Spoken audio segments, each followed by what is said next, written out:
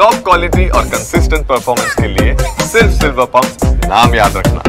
ಇನ್ನು ಸ್ಯಾಂಡಲ್ವುಡ್ನ ಡೈರೆಕ್ಟರ್ಗಳಲ್ಲೇ ಸ್ಪೆಷಲ್ ಅಂದರೆ ಗುರುಪ್ರಸಾದ್ ಇತ್ತೀಚೆಗಷ್ಟೇ ಆತ್ಮಹತ್ಯೆ ಮಾಡ್ಕೊಂಡಿದ್ದ ಮಾತಿನ ಮಲ್ಲ ಗುರು ಕೊನೆಯ ಚಿತ್ರ ಎದ್ದೇಳು ಮಂಜುನಾಥ ಸಿನಿಮಾ ಇಂದು ರಿಲೀಸ್ ಆಗ್ತಿಲ್ಲ. ಸಿನಿಮಾ ಬಿಡುಗಡೆಗೆ ಗುರುಪ್ರಸಾದ್ ಪತ್ನಿಯೇ ಅಡ್ಡಿಯಾಗಿದ್ದಾರೆ. ಗುರುಪ್ರಸಾದ್ ಕೊನೆ ಚಿತ್ರಕ್ಕೆ ಎರಡನೇ ಪತ್ನಿಯಿಂದ ತಡೆ. ಎದ್ದೇಳು ಮಂಜುನಾಥ 2 ಚಿತ್ರಕ್ಕೆ ಹಣಕಾಸಿನ ಜಟಾಪಟಿ. ಎದ್ದೇಳು ಮಂಜುನಾಥ ಖ್ಯಾತ ನಿರ್ದೇಶಕ ದಿವಂಗತ ಗುರುಪ್ರಸಾದ್ ನಿರ್ದೇಶನದ ಹಿಟ್ ಚಿತ್ರ.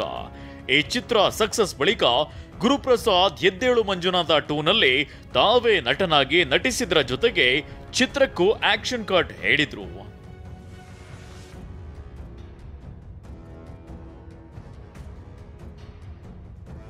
ನನ್ನ ಹೆಂಡತಿನ ನಾನು ತುಂಬಾ ಪ್ರೀತಿಸ್ತಿದ್ದೆ. ಇದು ಎದ್ದೇಳು ಮಂಜುನಾಥ 2 ಚಿತ್ರದಲ್ಲಿ ಗುರುಪ್ರಸಾದ್ ಅವರ ಡೈಲಾಗ್. ಆದ್ರೆ ಇದೇ ಚಿತ್ರಕ್ಕೆ ಗುರುಪ್ರಸಾದ್ ಎರಡನೇ ಪತ್ನಿ ಸುಮಿತ್ರಾ ತಡೆಯಾಜ್ಞೆ ತಂದಿದ್ದಾರೆ. ಹೀಗಾಗಿ ಇಂದು ರಿಲೀಸ್ ಆಗಬೇಕಿದ್ದ ಎದ್ದೇಳು ಮಂಜುನಾಥನಿಗೆ ತಾತ್ಕಾಲಿಕ ಬ್ರೇಕ್ ಬಿದ್ದಿದೆ. ನ್ಯಾಯ ಕೇಳ್ಕೊಂಡು ಹೋಗಿದ್ದೀನಿ.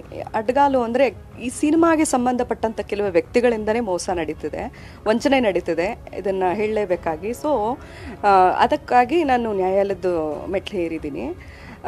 ಅಂದರೆ ಸಿನಿಮಾಗೆ ಸಂಬಂಧಪಟ್ಟಂತೆ ನಾನೇನು ಬೇರೆ ಸಿನಿಮಾಗೆ ಕೆಟ್ಟ ಹೆಸರು ತರಬೇಕು ಅನ್ನೋದು ಏನೂ ಇಲ್ಲ ಸರ್. ಸಿನಿಮಾ ಅದ್ಭುತವಾಗಿ ರಿಲೀಸ್ ಆಗುತ್ತೆ. ಏನು ನಾನು ನ್ಯಾಯ ಏನು ಕೇಳ್ಕೊಂಡು ಹೋಗಿದ್ದೀನಿ, ಆ ನ್ಯಾಯ ಸಿಕ್ಕ ತಕ್ಷಣ ಅದ್ಭುತವಾಗಿ ಸಿನಿಮಾ ರಿಲೀಸ್ ಆಗುತ್ತೆ ಸರ್. ಅಷ್ಟಕ್ಕೂ ಚಿತ್ರದ ನಿರ್ಮಾಪಕರು ಹಣ ನೀಡಬೇಕು ಅನ್ನೋದು ಗುರುಪ್ರಸಾದ್ರ ಎರಡನೇ ಪತ್ನಿ ಸುಮಿತ್ರಾ ವಾದ. ಆದ್ರೆ ನಿರ್ಮಾಪಕರು ಹೇಳ್ತಿರೋದೇ ಬೇರೆ.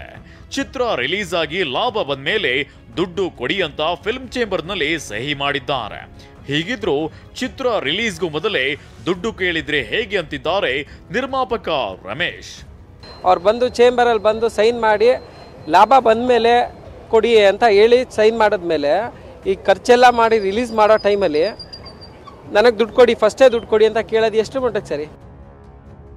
ಸಿನಿಮಾ, ದುಡ್ಡು, ರಿಲೀಸ್ ಜಟಾಪಟಿ ಮಧ್ಯೆ ಆಡಿಯೋ ರಿಲೀಸ್. ಇದರ ಮಧ್ಯೆ ಗುರುಪ್ರಸಾದ್ ಜೊತೆ ಸುಮಿತ್ರಾ ಮಾತನಾಡಿರೋ ಆಡಿಯೋ ಒಂದು ರಿಲೀಸ್ ಆಗಿದೆ. ಹಣಕಾಸಿನ ಸಮಸ್ಯೆ ಬಗ್ಗೆ ಸುಮಿತ್ರಾ ಜೊತೆ ಗುರುಪ್ರಸಾದ್ ಮಾತಿನ ಚಕಮಕಿ ನಡೆದಿರೋದು ಆಡಿಯೋದಲ್ಲಿದೆ. ಏನ್ ಮಾಡ್ಲಿ ಅಂದ್ರೆ ಮಗಳು ಮಾತಾಡ್ಸಿ ಅಂತ ತಾನೆ ನಾನು ಹೇಳ್ದೆ. ನಾನು ದುಡ್ಡು ಕೇಳಕ್ ಫೋನ್ ಮಾಡಿದ್ನ ಏನ್ ಮಾಡಕ್ ಫೋನ್ ಮಾಡಿದೆ? ನಾನು ಸಾಯೋದ್ರೊಳಗೆ ಒಂದಷ್ಟು ಮಾಡಿ ಕೊಟ್ಬಿಟ್ಟು ಸತ್ರ ಸಾಕಾಗಿದೆ ನಂಗೆ. ಅದೊಂದೇ ಟಾರ್ಗೆಟ್ ಇಟ್ಕೊಂಡಿರೋದು. ನಾನು ಊಟಕ್ಕೂ ಗತಿ ಇಲ್ಲ, ಏನೇನೋ ಮಾಡ್ಕೊಂಡು ಕೂತಿದ್ದೀನಿ.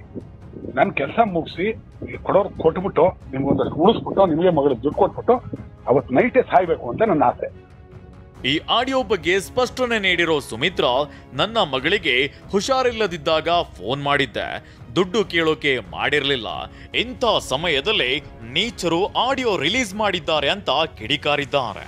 ಆ ಕಾನ್ವರ್ಸೇಷನ್ ನೋಡಿ ದೀಕ್ಷಿತ್ರೆ ನೀವೇ ಒಂಚೂರು ಹೇಳಿ ಅಂತ ಒಂದು ಪರ್ಸ್ನಲಿ ರಿಕ್ವೆಸ್ಟಲ್ಲಿ ನಾನು ಅವರಿಗೆ ಆಡಿಯೋನ ಕಳಿಸ್ತೀನಿ.